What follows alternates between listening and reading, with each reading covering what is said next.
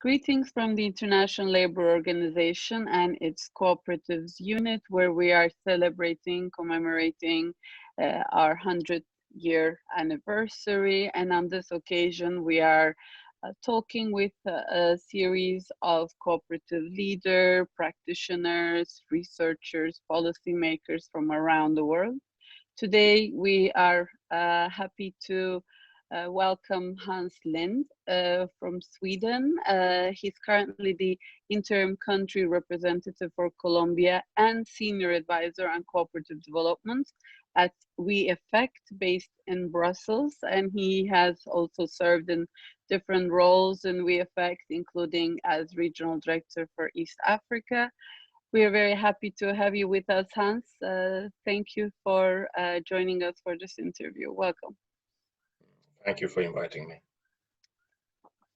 Hans, could we start with your background, how you got started in development work and your exposure to cooperatives?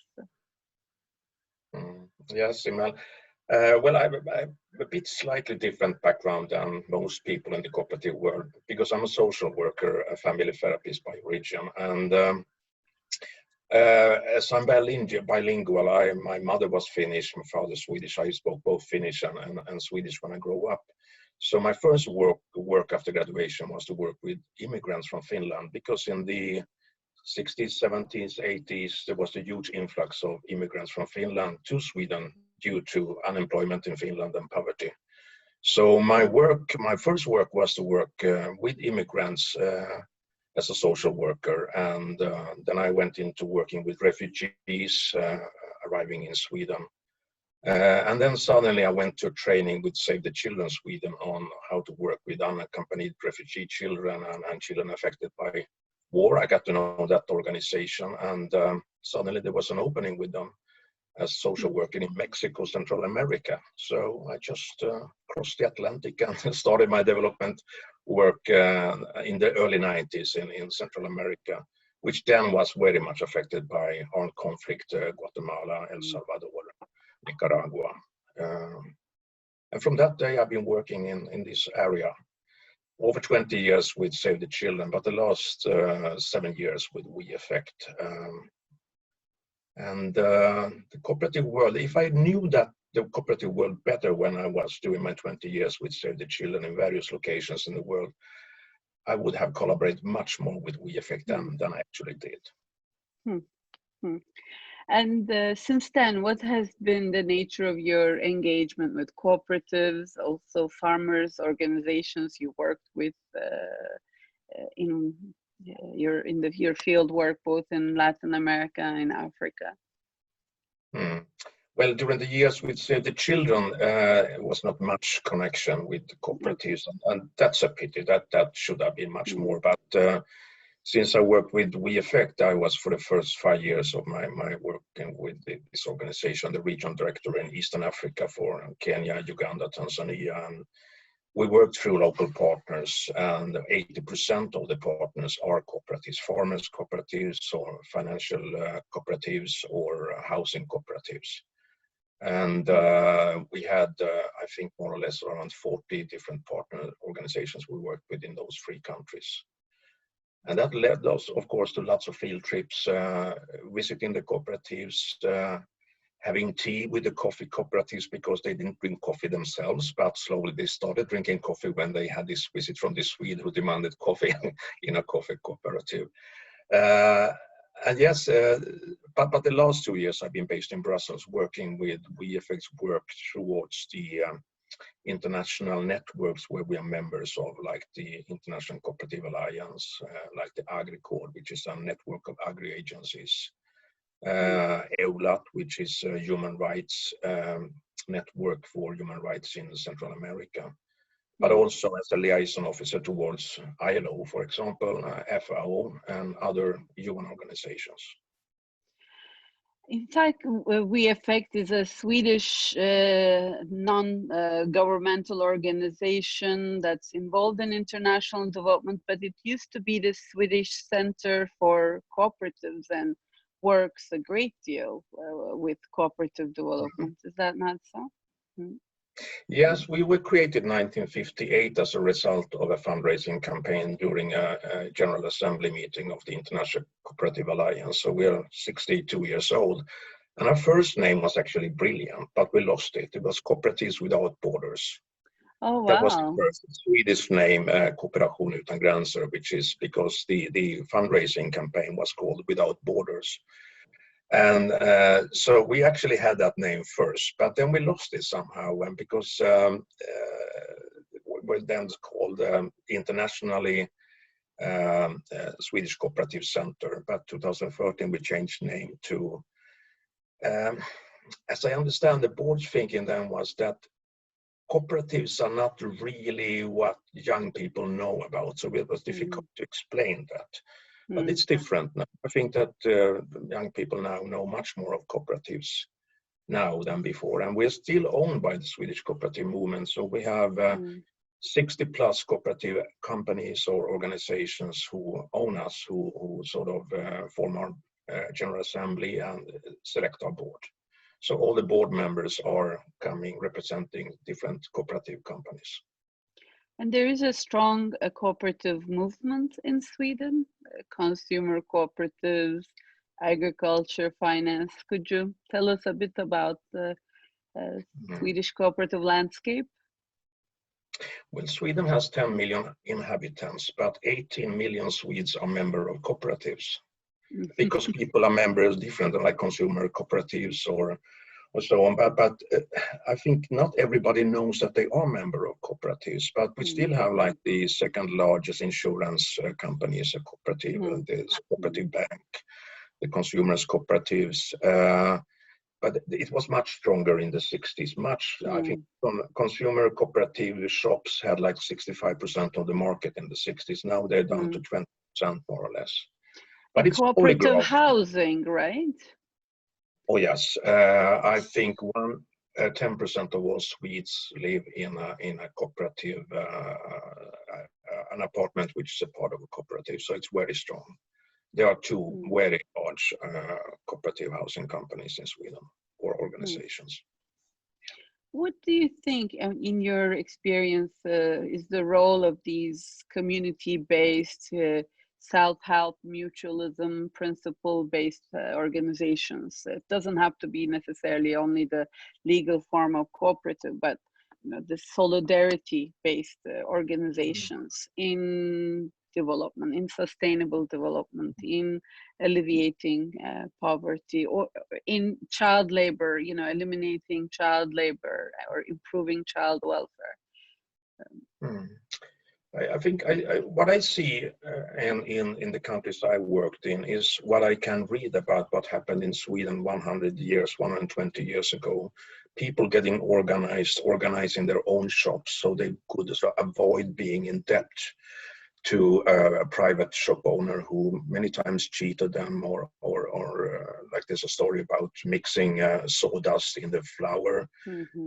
So people got bad products and they were always in debt to the shop owners, so they created their own cooperative shops instead. That is the story behind the Swedish cooperative shops. And I can see that also when I visited farmers in Kenya, and I met a lady who sold 20 kilo bananas for 400 shillings, which should be like $4.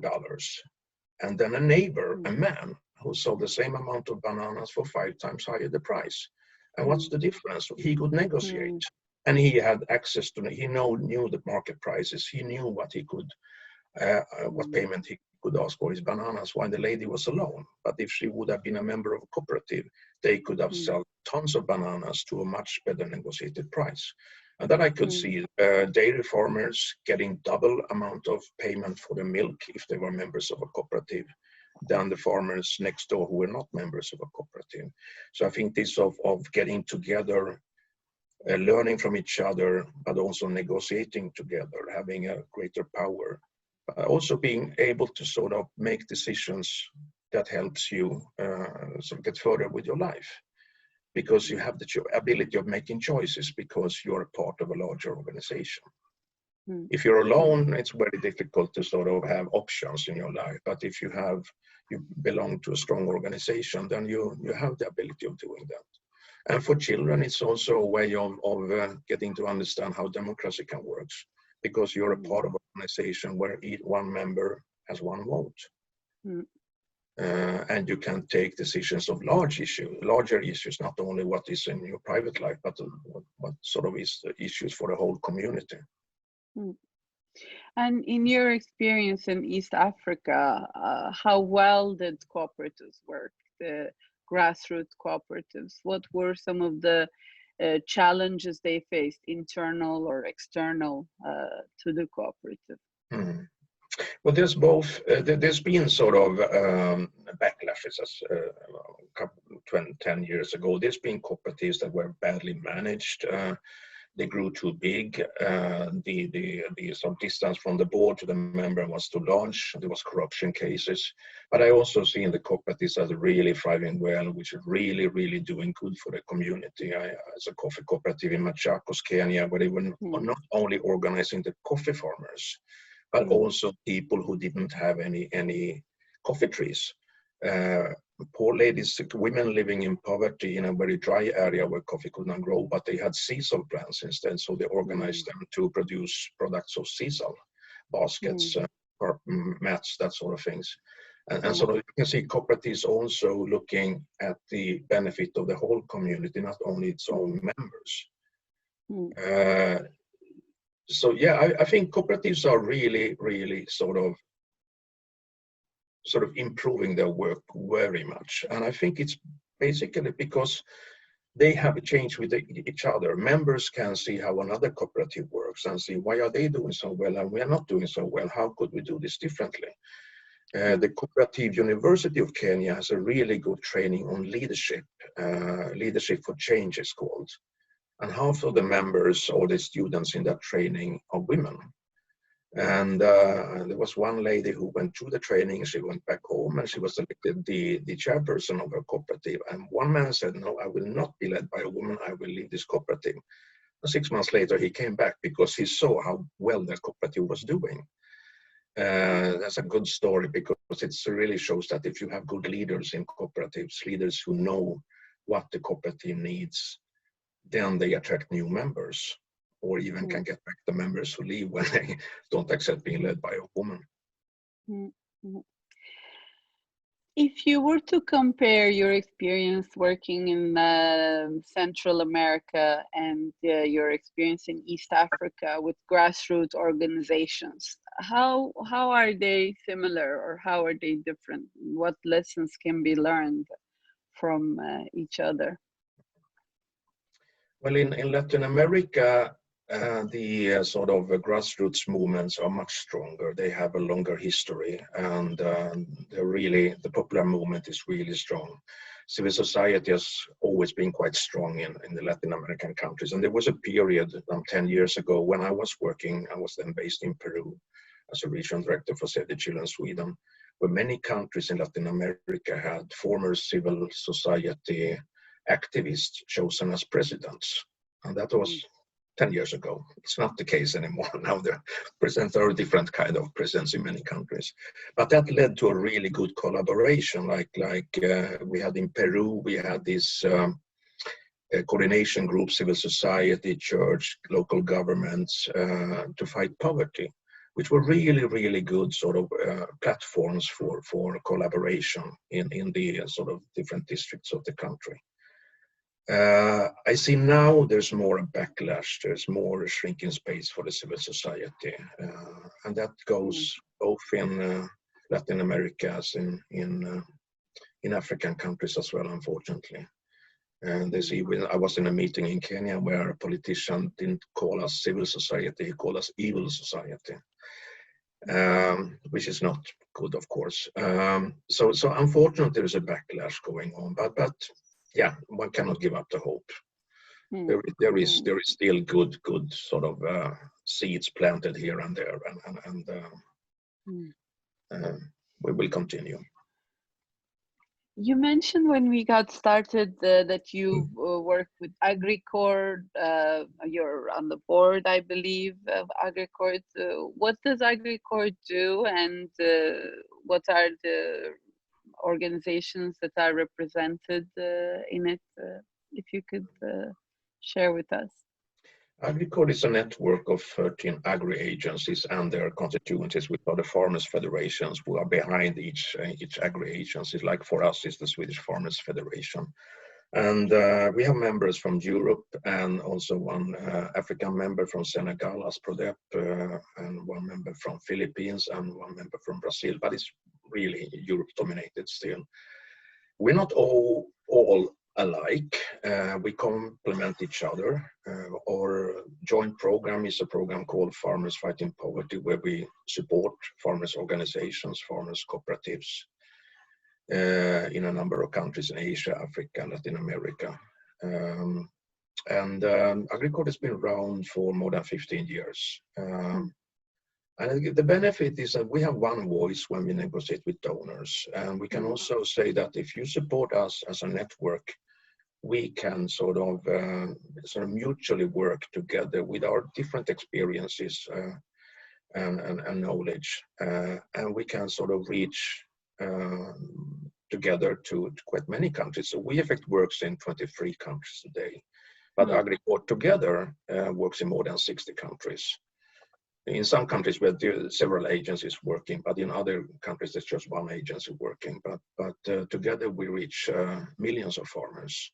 And we have, of course, collaboration with the regional farmers organizations like the Pan-African Farmers Organization, who has actually 60 million farmers as members, as well as the regional organizations in Latin America and in Asia. I want to go back to Save the Children and how you said if you knew better or more about cooperatives than in your work with children for child protection, child rights issues, you would make better use of them. And I wanted to ask you if you could elaborate on that. This is something also close to our area of work as part of decent work, elimination of worst forms of child labor. And most of child labor is in agriculture. Cooperatives in many countries are strong institutions in agriculture. So how could they be activated, mobilized for eliminating child labor in their own operations, in their members' operations? I was wondering if you knew more about cooperatives in your work in with child protection and child rights issues and Save the Children. How would you have worked with cooperatives? What do you think is the role they could play?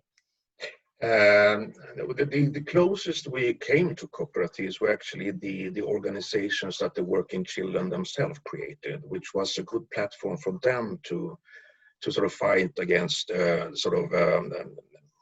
eliminating harmful child labor and getting better working conditions, and also the ability of actually going to school while you did your work. We have examples of small schools set up in the marketplaces where children were working in local markets. But I think the shortcoming we were working with children's right to participation, education, protection, elimination of harmful child labor. Sorry, that was my dog, not me. But we did not really work with the elimination of poverty. We worked with sort of effects of poverty, but people need an income. And if I had known more about the work of cooperatives, I would have collaborated with an organization supporting cooperatives. For example, like SOS Children's Villages, because they have children there until they're 18 years old. They can get an education, they can get their skills training. But what happens when they're 18 and the homes, the orphanages, where do they end up? We could collaborate with them, also supporting the kids to set up cooperatives. We have an example in Uganda, Kenya, where we work with the Cooperative Bank of Kenya, for example, of training young people in financial literacy, of saving, taking loans, investing money wisely, and then get a business training and then start your own company. And many of the young people started cooperatives, actually. And that could be, I don't mean that Save the Children should work with creating or supporting cooperatives, but collaboration with an organization. We or others that work with cooperatives, that could be a way forward of actually getting people into decent labor. through their own initiatives. You are now based in Brussels, and you deal with international organizations, the European Commission, UN agencies. We have also partners, exchange collaborated from ILO with you and your colleagues in We Affect in different contexts. What do you think is the role of UN, ILO in relation to cooperatives and cooperative development, training, policy work? Yeah, I think there's two things. First of all, you have a global overview. We Affect is a large organization. We have a turnaround of 38 million euro per year, but we only work in 23 countries, while ILO is global. You can see what works where, and you can sort of share your good examples and see sort of, for example, cooperative legislation. What is some legislation that enables and makes cooperatives thrive? That is one of your role. The other one is that you have the access to the ears of governments. We maybe have them sometimes, but not always, but you have much more access to the ears of governments. You have a dialogue with them. You can push them. You can negotiate with them. While we, in our turn, we have the access to the mouths, the voices of the smallholder farmers and members of the people living in poverty. We reach them and we can listen to them, and we can make sure that what they tell us reaches you, and you can make that reach to the ears of the governments and other duty bearers. So I think that we can create a win-win situation where we actually sort of make sure that situations that people living in poverty are having reaches the conference tables and the negotiation tables where governments are present. Thank you for these very interesting insights and sharing your experiences with us, Hans. Would you like to add anything? Do you have any message for us at ILO COOP? Yeah. Just wish you a happy birthday, 100th birthday, and you still are very vibrant, very young, even if you should be retired. You should not be retired, of course, at the age of 100. I think we should increase our collaboration. I am, as you mentioned first, I also worked temporarily as an interim country director for Colombia, and we only been there for 2 years. And this is an area where we actually are. If in other countries we are working with cooperatives who existed for 20, 30, 40 years, these are cooperatives just newly created by ex-combatants from the former guerrilla FARC. And we are working, supporting them to getting started. And I think there's also an area we could collaborate very much. With Ecomundo, yeah. Ecomun, yes. You also work with them. We need to talk more after this meeting as well, how to collaborate with Ecomun, because it's a really interesting work of seeing this or the growth, the birth of cooperatives, and follow them from that. Yeah. Thank you very much, Hans. We came to the end of our interview, but yes, we can continue the conversations as we close the interview, and we look forward to our continued collaboration. Thank you so much, Simon. Thank you.